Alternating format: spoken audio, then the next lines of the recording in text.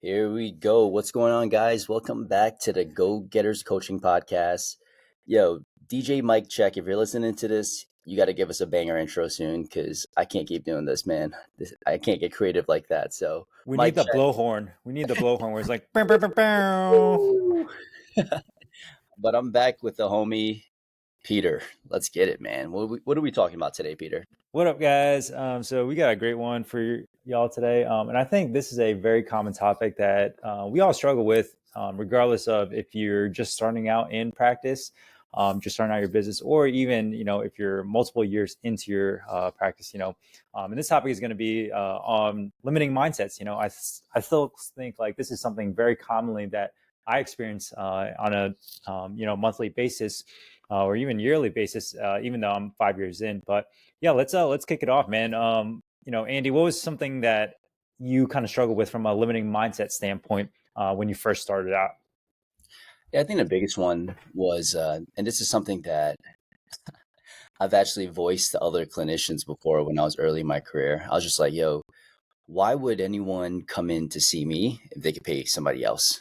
Meaning, like, sure, like I can rehab someone's ACL, but why wouldn't they go to someone, maybe uptown that is literally doing ACL rehab and that's like their only thing? Like, why wouldn't I just recommend them elsewhere, right? And I kept thinking, like, there's other people that are way more specialized than me. There's other clinicians that are way better than me. It's almost like this weird imposter syndrome of like, why should I be allowed to build a business if there's other people that are better than me? Mm-hmm. And I just kind of come to realize where it's like the pool or the ocean, the amount of people that there are out there that need our help, we need to be like all hands on deck, right? It isn't just about that one ACL expert, but like if someone finds me, well, they found me. I'm not going to just keep referring someone else out to somebody else. Like I do that sometimes with pelvic floor things because I'm not well equipped to handle it. Mm-hmm. If you're well equipped to handle it, it doesn't matter if it's the absolute best or the most optimal care, right? It just needs to be good enough to get the person back to their goals. And then eventually, you start to develop and get better and you start to feel more confident. But that initial stage, because when I went out, I was 2 years out on my own. I still didn't feel particularly confident, I think, for my clinical skill set. Like, I think I was Mm-hmm. good. But if I'm where I'm at now compared to 2 years, I crushed that dude. Like it's not even 100%. close. So I think there's this weird dynamic where it's like you're starting out on your own. And you're like, am I good enough? Yeah. Did you get that? Oh yeah, 100%. You almost had I 100% faked it though. It's like you're like fake it till you make it. On the outside, I like 100% like presenting myself to the lead as like, oh yeah, I'm an expert. But deep down, it's just like, same thing as you. I started out as kind of like a new grad, right? And so the majority of skills that I had were just mostly kind of pulled in from clinical mentorship. And at the very beginning, it's like, hey, you're trying to seek out all these courses that you can get as much knowledge as you can. Ultimately, at the end of the day, it's just like, hey, if you have the ability to be able to help somebody, right, like you should 100% offer your services to be as a solution for them.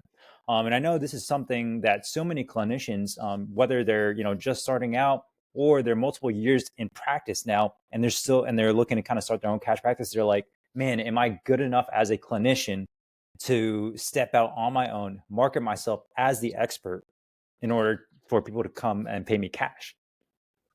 Yeah, the imposter syndrome, it's like, and I think it's probably more rampant with like kind of the era that we came out of school, right? Mm-hmm. Because if someone started a cash practice or a business, no, not really a cash practice, but probably a business closer to like 2005, 2010, there wasn't this like social media. You couldn't like just see everyone's highlights. So that's been I think the real struggle with the people that have started now. It's like you can't help but compare yourself to other people when you're navigating social, etc. Mm-hmm. Yeah, I think that's definitely like one of the downsides of social media, right? It's like everyone's always just constantly putting their highlights out there. But in reality, like, me and you both, like, we still go through a ton of like struggles throughout our day to day in practice. Like, not everybody's perfect. And I think that's something that people need to understand is like, it's okay to make mistakes. But as long as you have enough confidence in yourself to be able to get them the outcome that they want, then like you're good to go.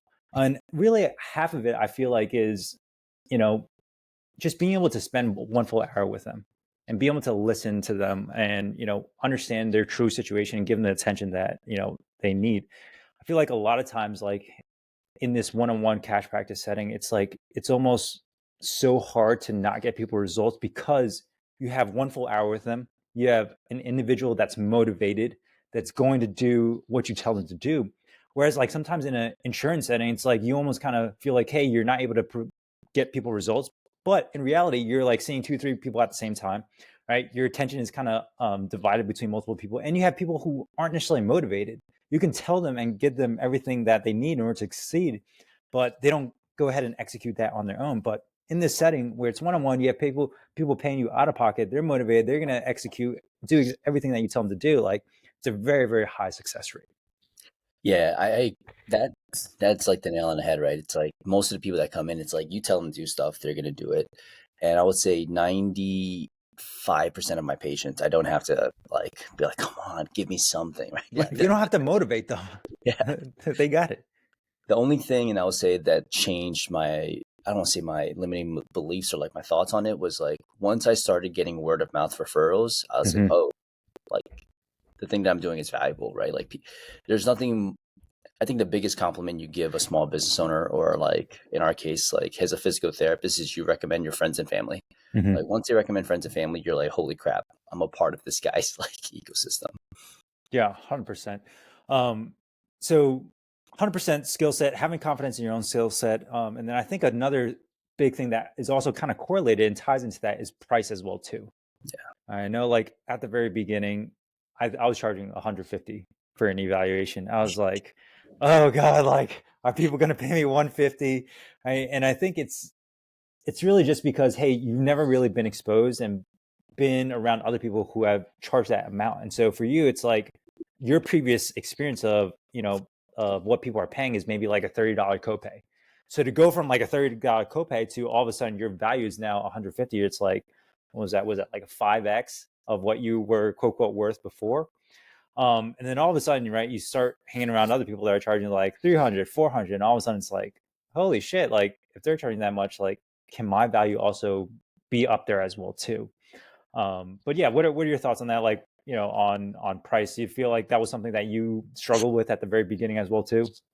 For sure. I think the main thing in my head, right, with pricing was like I was trying to think about how I was trying to consider how other people want to spend money. And Mm. I just thought like how I want to spend money is how other people would want to spend money.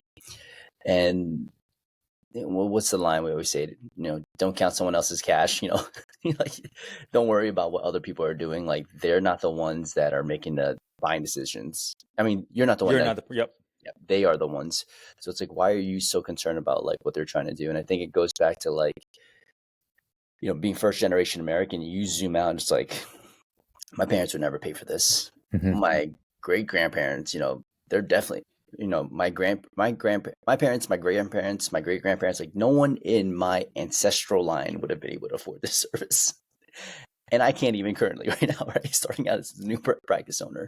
So it's like, you're just like, well, I don't think anyone else would. And then you start to realize like over time that some people do prioritize these things. They have a lot of different resources, or maybe they have limited resources, but they still care about this because it's their one like escape or their one thing that they do for themselves, and it makes them super happy. But how Yeah. did you, navigate that? Well, I think that was really. I'll kind of expound a little bit on kind of what you said as well too. A lot of times we're thinking exactly from like our lens, right? But and so from our lens, we already have all the knowledge in terms of how can we go about resolving this like knee pain or back pain. And so for us, we don't see the high value in that, right?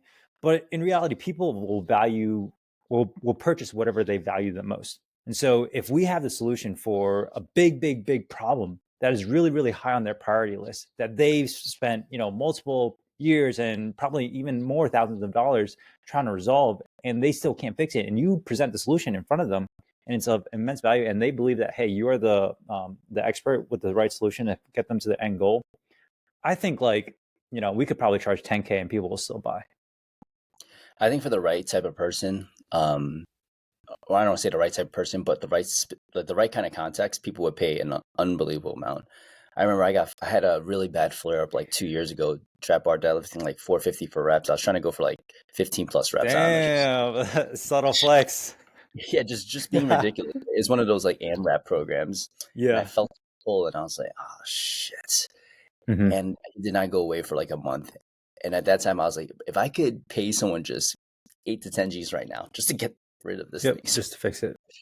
I would, and it was like, that's when I started realizing it's like sometimes the best, marketing, education for a physical therapist to get injured because then you start to like understand what the hell is keeping me up at night, what can I do, and all those things. But yeah, there are always, and I just had this during one of our coaching calls, and I was like, hey, listen, like there's people that you said that have told you that your charge it's a little too expensive, and there's people that are more than happy to pay. Hmm. So who are we going to focus on? Yeah. Right? Like we got to find more of the people that are willing to pay. And then we can use something like a CRM or like a nurture sequence to help those people that aren't necessarily willing to pay that amount or they don't see the value in it right now.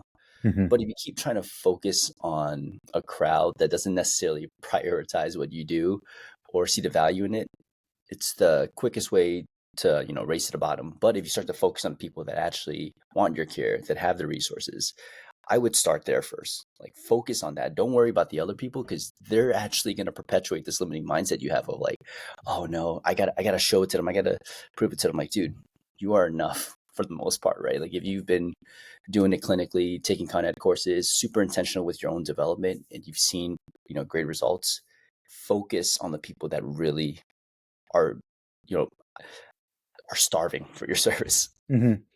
I think one of the biggest things that really started to hit home for me was understanding what are the potential alternatives and how much they cost if it wasn't for like our services, right? So if you think about somebody with back pain, okay, what are the alternatives they can get? They can get an injection, MRI, both of which are pretty expensive, and then most expensively, surgery. Right? I think even with insurance, like surgery is typically anywhere between 8 to 10K, right? And so if we can help somebody avoid all of that, right, from a holistic standpoint, and then get them back to the things that they really really love, like 2K, 3K, dude, drop in the bucket.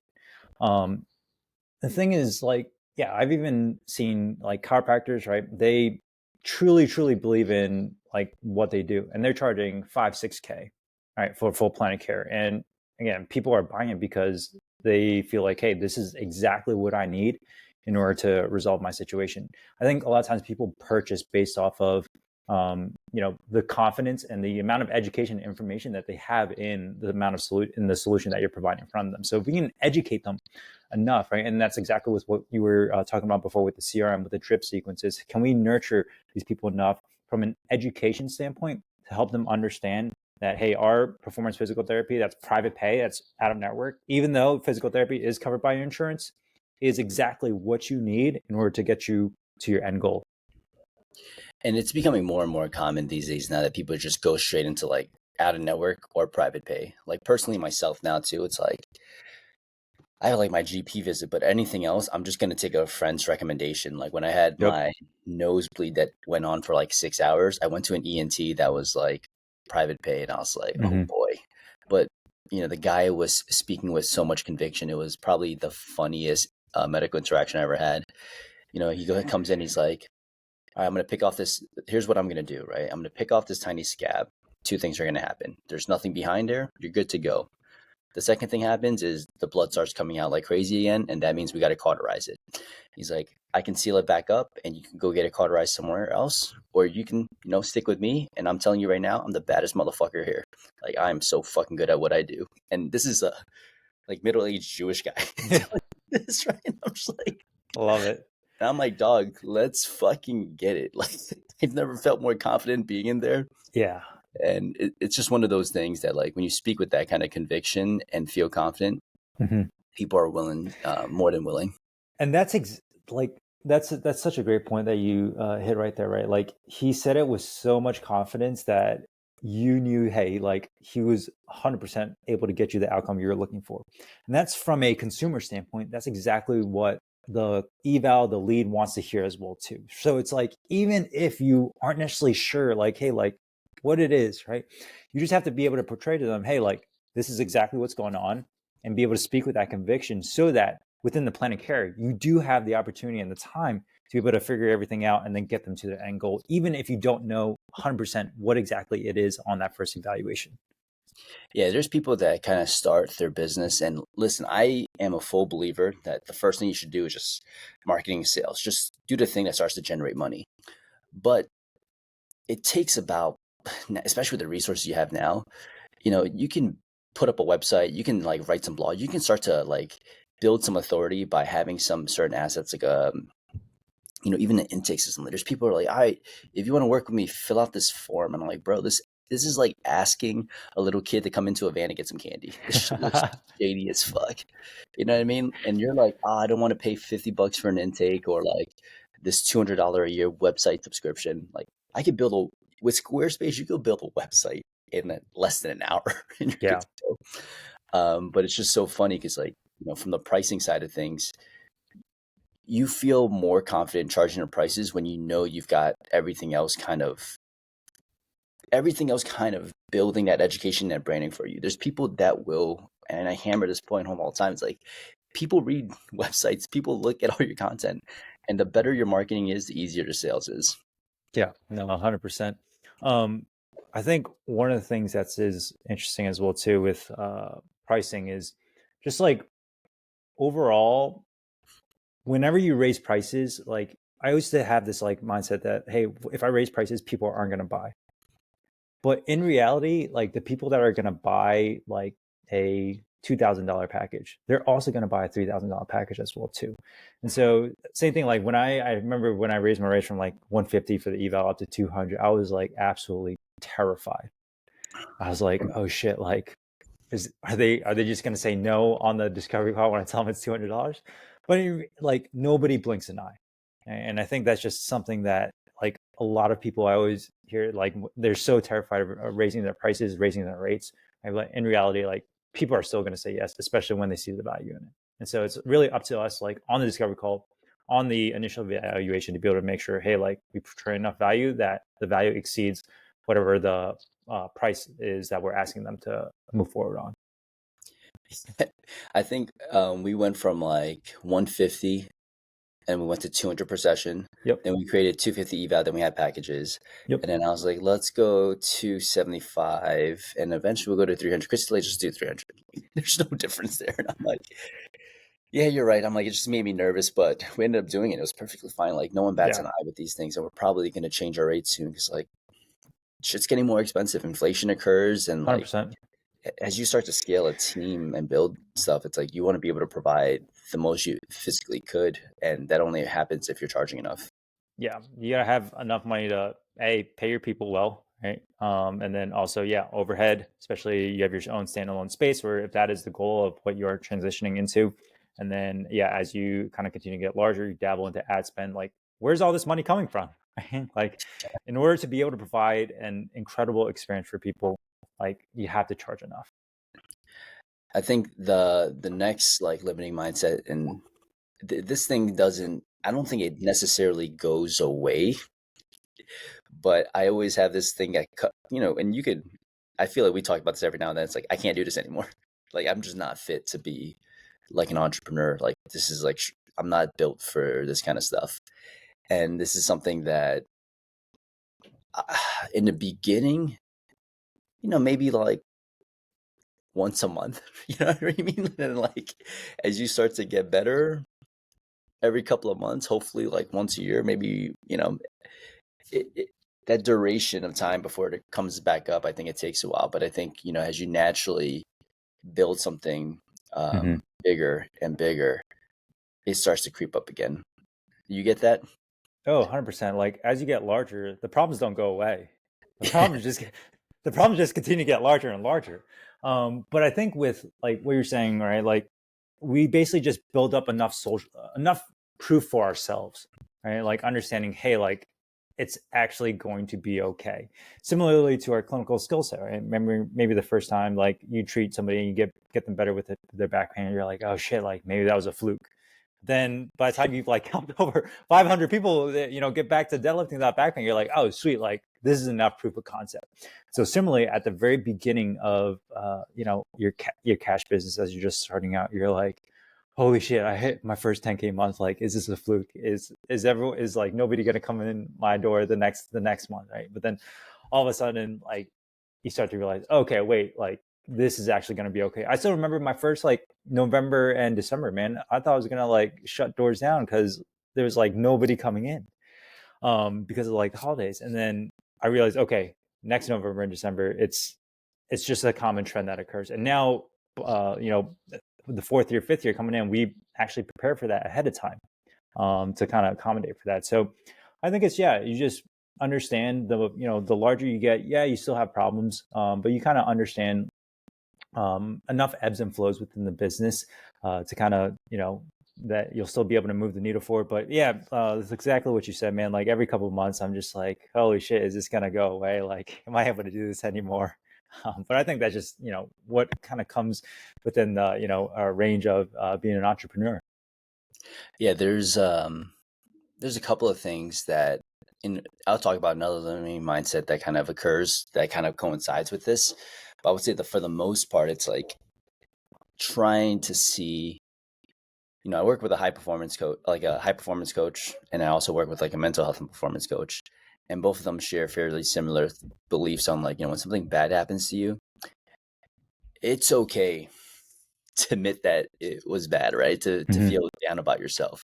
But I think a higher level person is able to shorten that time period. I Yeah. used to feel pretty down on myself. I remember like one time I was so burnt out. I just laid on a couch and I ate gummy bears and I fucking watched the Kanye West documentary. And after finishing it, I was like ready to go because it motivated me. It was like his come up. Yep. Then it took a few days, and like now it's like I can quit. It takes about like 3 hours to get out of a funk, like a few hours of like, okay, this sucks, but like there's got to be something here, right? Like analyzing what is the lesson here that I can learn so that Mm-hmm. I can become a better entrepreneur and this won't necessarily affect me anymore. And another thing was like when we were building out our space, fucking everything went wrong. Like someone stole our money, contractor stopped replying, like it was just ridiculous. And I remember biking home from work that day and I was tearing up on the bridge, listening to like some fucking sad boy music. And Mm-hmm. then I just started cracking up because I was just like, this is the shit that you got to go through. Like the people that are phenomenal entrepreneurs Yeah. and like shit doesn't phase them. Yeah. They've just handled this stuff before. This is like a fucking appetizer. This isn't even like an entree. This is like a shit slider. It's not even a full on shit sandwich. Just a slider. I love that. No, that's so true, man. Like the first time you experience some sort of like stressful experience, like for me, I'll give an example. The first time that one of my very, very first PTs told me that she was leaving, I like almost had a heart attack and couldn't sleep for like a month, dude. And I was just like, oh my God, like what's going on? I'm such an awful employee. Like, why is this occurring? But exactly with like now that whenever something like that does occur now, like I understand, okay, how can we like what did occur wrong? Right. And then most importantly, how can I use this as like a learning opportunity to not make this mistake in the future? Like, was there something wrong that I made in the initial onboarding from an expectation standpoint? And then you use it as a learning experience and you view it as, hey, like this is actually like a potentially positive good thing, right? Because now I won't make the same mistake again. And then now in the future, it's great. Exactly what you said. Great exposure, right? All this entrepreneurs, that super high level ones, like they still deal with a lot of shit sandwiches that occur throughout the day to day, but they've just gotten so used to navigating it and understanding how the scenario will play out that it really just doesn't phase them as much anymore. What are some other things? We kind of talked about the imposter syndrome from a clinical provider perspective, the money mindsets, and then this one where it's we're not cut out for this kind of work. We're not cut out to be a good entrepreneur. Yeah. Um, I don't know if this is necessarily like a mindset thing or what, but I would say at the very beginning, like if you had asked me, hey, like, 4 years ago at the very beginning, do you think like, hey, like 4 years from now, you would have, 2 clinics, multiple employees, right? And a successful practice. I would be like, hey, ain't no way in hell. And your goals kind of just slowly change as you continue. Like at the very beginning, all I wanted, dude, was I just wanted to like treat like CrossFitters one-on-one, not restricted by insurance. I just wanted a job for myself, not in insurance, right? And all of a sudden, the next year, it's like, oh shit, like, you know what? Maybe I can move into a standalone space. Right? And then the year after that, it's like, oh shit, like maybe I can like actually hire on a PT. I think like one of the biggest things now, and like just because I think cash PT is still so new, it's like, right, it's like, why don't we see like more cash PTs with like multiple different locations, brick and mortar? I think like 4 or 5 years ago, like everyone thought the peak of physical therapy was like, hey, like people would pay you cash inside a CrossFit gym. Like nobody was even thinking like, oh shit, like we could scale this as a standalone space. But now there's just like so much proof of concept now that, hey, like you can get to this standalone space, you can scale to 7 figures, you can have multiple team members. And I think like the next thing for me that I want to be able to do is like, oh shit, like multiple other people, like whether it's in our industry or not, like they've been able to scale to multiple locations and without all using insurance. Like, why can't I? I think it's the fact that, hey, you be around other people that are levels ahead of you makes it just like seem that much more attainable and achievable. Yeah, there's like it's some, and this is kind of like going into like another limiting mindset. It's like it's always going to be crazy because that's just what it's like to be an entrepreneur or business owner, right? Like a limiting mindset is like it's just always going to be kind of it's always you're always going to be grinding, you're always going to be working, and I'm like, like you said, you got to surround yourself with a certain type of person that's done what you want to do. If there's the type of person, we both know people that work hard, and some of them make no money, some of them make a lot of money. We both know people that don't work hard. Some of them make a lot of money, and some of them don't make any money. Typically hard work is associated with, good pay, and not working hard is associated with bad pay. But I want to learn from the guy that doesn't work that hard and makes a ton of money. Right? It's like, what are they doing? And when you start to look at like some of the giants in industry, not necessarily within physical therapy, a lot of it becomes like capital allocation, right? Mm. Like you take the profits and then you reinvest it into the business in a way that delivers like a higher ROI. And stuff that we've been doing, it's like really honing in on some of the ad stuff, the SEO stuff. It's like the things that take a long time to build, the social media stuff, right? Like social media isn't like a 6 to 8 week sprint and you're good to go. It's for the rest of your business, as long as it exists, you're going to be doing social media. Mm. So just commit to it, right? It's like if I'm going to build a business in this day and age, it requires me to be on social media because that's the medium that we're currently using. In the future, right? If we all wear VR glasses and that's all we do, you better believe that I'm going to show up in your VR glasses, like showing you how to do some virtual mobility drills to improve what you're going through. But yeah, I used to same thing. Start the practice. That's it. Like it was just a job for Christine and I. We wanted better work-life balance, and then it quickly became like, brought on the team. And in New York City, it's like we definitely didn't want a standalone space because it is way too expensive. And we did it, Mm-hmm. and like it's not that bad. It's not as bad as I thought it was going to be. I mean, in hindsight, right? When you're in it, it's like this is a terrible decision. Yeah, no, I think like that's always something that you always feel like, hey, did I accidentally like come into this situation? Is this just luck? All right. But I think if you zoom out and like understand, hey, what will it be, 4 to 5 years from now? And you kind of like play that consistent game of just like exactly with what you're saying about social media, right? Like, hey, can I like show up, once a day and do this consistently? Then eventually enough stuff will compound that, like, hey, like I actually am able to achieve this based off of the stuff that I built, and it's not just some luck. Yeah, when you do something for enough time, this is it too related. But I got to give you guys an example, right, of like how these things compound. I have about like 60 to 90 posts that I know that if I post, it goes viral, right?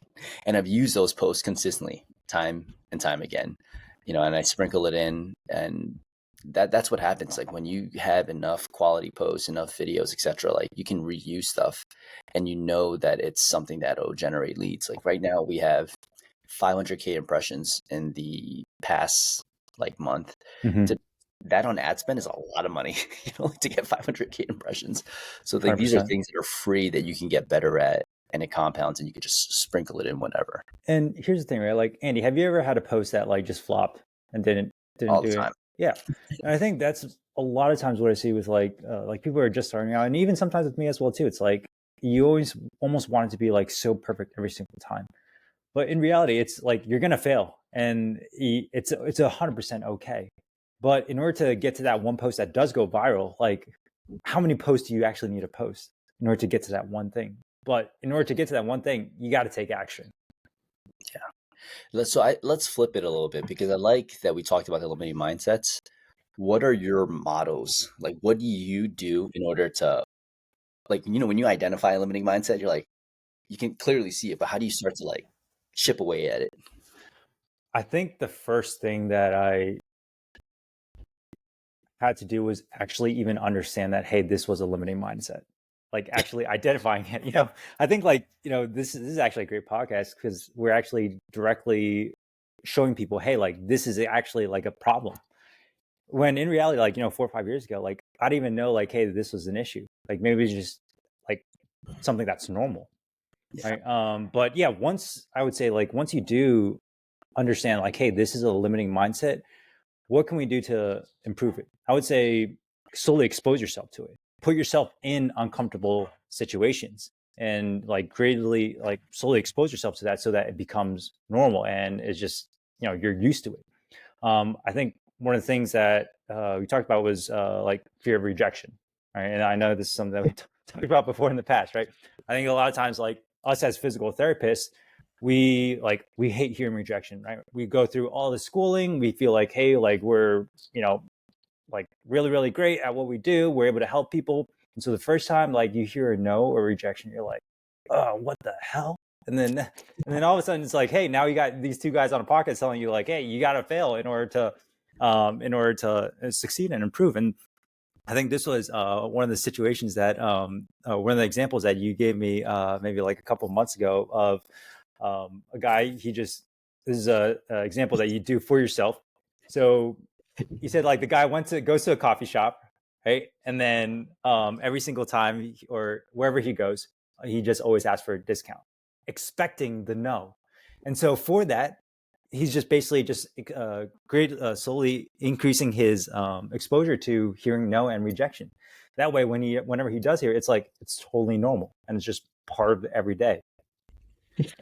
So, got to give a shout out to Noah Kagan. It's called $1 Million Weekend. Great book. And this is like, if you're listening to this podcast and you're like, hey, I want to start hearing no, I want to build some like callus. The exercise is what Peter said. You go to a coffee shop, you order your coffee, they tell you the price, and then you ask for a discount, right? And if they ask why, I just want a discount. If they decline your request, say, I want to speak to him. If you want to go another level, just be like, I want to speak to your manager. And then the manager comes out the same thing. It's like, I just want a discount, right? But it's like, if that gets you super uncomfortable, it's good, Then right? you're growing. Yeah, Yeah, because you can't. nothing's gonna feel more awkward than that. Like pretending that you're entitled to some sort of discount. Yeah, 100%. So yeah, I think like when it comes to actionable steps, right? Like for example, like we'll use price as an example, right? And so it's like, hey, you're charging whatever amount, and you need to increase your price. It may not need to be as drastic as like $100 or $200, right? All you can do is just slowly increase it by maybe like $10, right? And then see how people respond, and then hopefully that makes you a little bit uncomfortable. And then maybe like a week later, all right, cool, like nobody batted an eye, like they're still coming in, I'm still getting business, I'm still getting people results. What if I increase it by another $10? Let's hold our breaths, right? Let's see what's gonna happen. um, but yeah, just like slowly little things like that, and then all of a sudden, like 6 months later, you're charging, I don't know, like $50, $100 more, like where you actually should be. And yeah, you did the thing, and it really wasn't as hard and as difficult as you once thought it was. Yeah, the identifying, I think, is the most important part. So you can't fix something Yeah. that you're not consciously aware of. Once I'm kind of aware of something, one thing that I actually do is I look up people that have this and have overcome it. Hmm. Like when I was traveling for our honeymoon, Christy and I, in October, I started getting nasty shin splints after my 20 miler I did in Spain. And then I couldn't run for 3 weeks. So I looked up on Reddit. I'm like, has anyone taken 3 weeks off from a marathon and hit a PR? Right. And the guy's like, yeah, I just, did what I could, mobility stuff, some cross training. And I actually did really, really well, better than expected on a marathon. I'm like, perfect. Well, I know this can happen, right? It's like, can you charge 300 per session? Well, it's time to talk to some cash-based physical therapist and see, hey, what are you charging? And if someone's charging 300 and they've got a practice where they've scaled beyond themselves, beautiful. That's enough proof of example. I think having that frame is the easiest way to just because it'll show you that not. I don't want to say that you're not good, right? It's just you're not good enough yet to be where you want to be. But there is some sort of universe or moment in time where you could be. Yeah, 100%. It's, I feel like the common thing that we keep talking about here is exposure, right? Great exposure, great exposure, great exposure. Like I used to think, hey, like charging 3K for or 4K for a plan of care was a lot. All of a sudden, like I go to like a conference and I hear other people charging, 6 to 7K. I was like, holy shit, like what are we doing? Like, and these are people, I think, I think one of the common things that we hear a lot is like, oh, this will never work in my part of the country. Right. But yeah, like in our Go Getters coaching, right? It's like we got people in New York, like I'm here in Florida, we got people in Omaha, Nebraska, like middle of nowhere. And people are like, Oh, no shade on Omaha. yeah, yeah, no, no Cities. shade. Oh my God, Vince, if you're listening to this, yeah, no shade on you. But it's like, dude, regardless of where you're at, like people will buy as long as they see the value in it. And it's like, again, you don't need to go chasing after like the tire kickers, right? Like go are the people that value their health, and these are the people that will pay money to get the results that they're looking for. There's certain, and this is gonna sound freaking ridiculous, right? For someone that hasn't experienced this yet, another way to overcome these kind of limiting beliefs is literally to have a coach that tells you straight up, right? Like initially, I don't think in every stage of life, right, you don't believe yourself as much as someone else believes in you. When you first take your first steps, you're probably thinking, "There's no fucking way I'm going to be able to walk across the room," and all of a sudden, your parents are like, "Let's fucking go." Same thing with like business.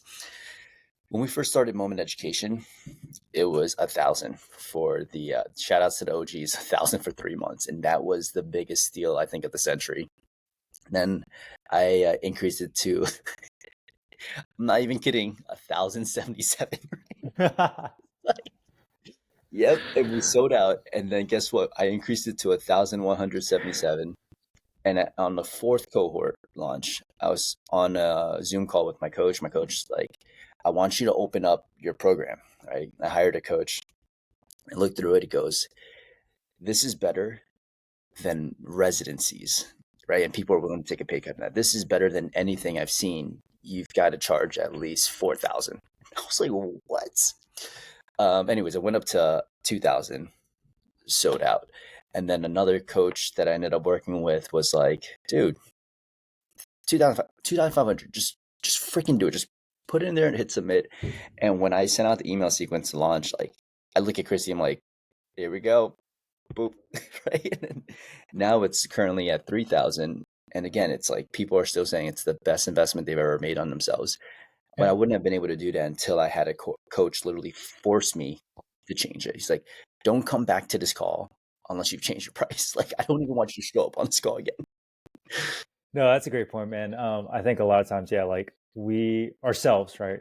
We are our own worst like obstacle enemy almost, right? Where it's like, hey, we just get so much in our head. We're like, oh, like this is never gonna work. And a lot of times, yeah, like I think accountability and having somebody like literally tell you what to do is incredibly huge. I think like, yeah, same thing why people come to physical therapy, right? They want somebody to literally, tell them, hey, like you can actually do this thing that you've been wanting to do but haven't been able to do, and here are the next steps. And then believe me, like if what we gave out was free, like you think people will get results? Nah. No, right? Because they wouldn't think it's serious enough, right? So it's like that's also the thing too. It's like, hey, like I 100% will pay like for accountability every single time. I have somebody to hold me accountable to what they tell me that I need to do, because I can't tell myself to do that because I wouldn't think I could do it, right? But it's it's just time and time again. It's been like an incredible investment I've seen when you really invest in yourself. Yeah, I think, and this is no, I'm not even kidding. It's like the people that are selling coaching but don't have coaches themselves are usually the most broke. Like Mm. straight up, like for I've done coaching for when I was powerlifting. I've done coaching related to kettlebells. Got a coach for running. Yep.